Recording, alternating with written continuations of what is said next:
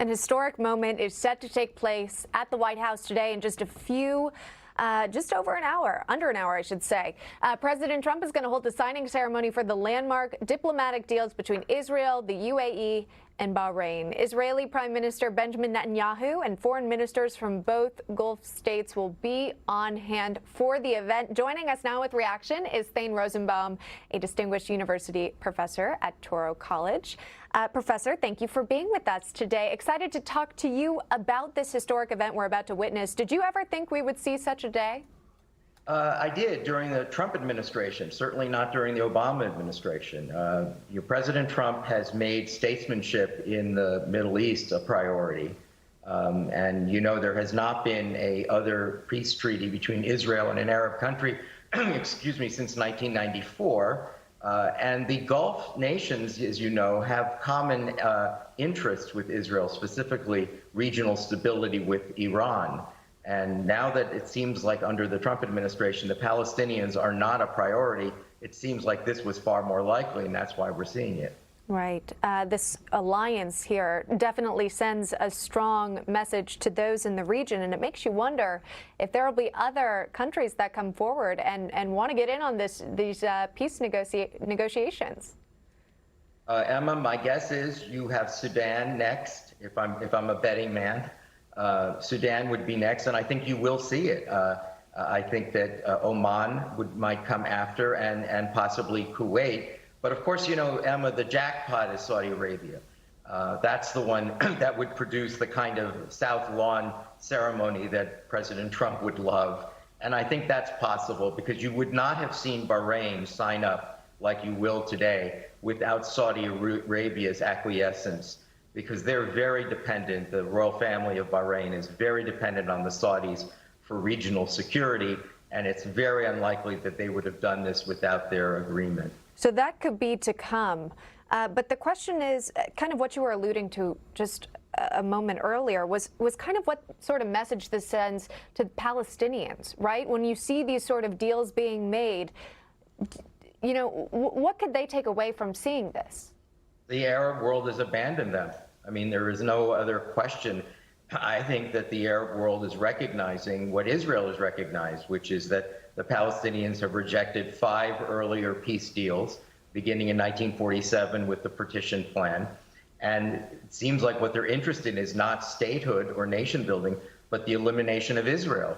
And Israel is an ally to these other Gulf states. They don't want to see Israel go away. Israel, you know, provides incredible technology, high technology, regional stability, access to the Arab financial centers through the high-tech industry of Israel. Israel offers something to these Arab countries, and the Palestinians offer them nothing but misery.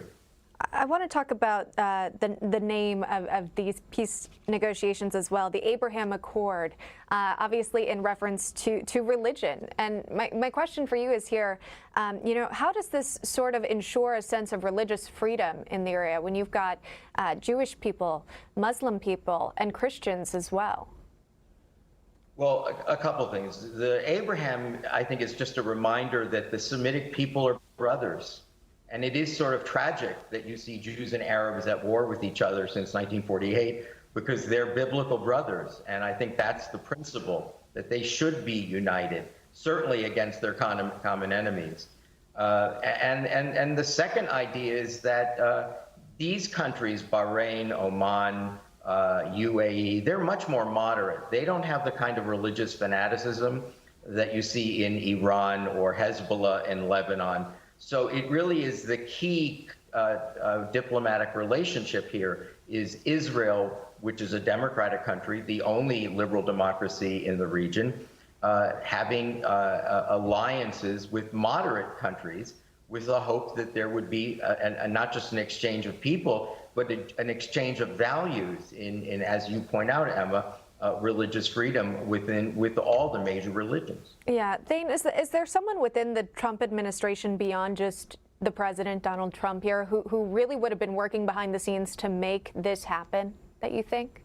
It had to be Jared Kushner, Emma. Remember, before the Palestinians rejected this last peace offer, the ultimate deal, which is called the Peace to Prosperity deal, Bahrain opened itself up for an economic conference for all the Arab countries and the Palestinians and the Israelis to discuss the economic ties and the advantages of adopting a Trump plan that was incentivized economically and not with just pure statehood.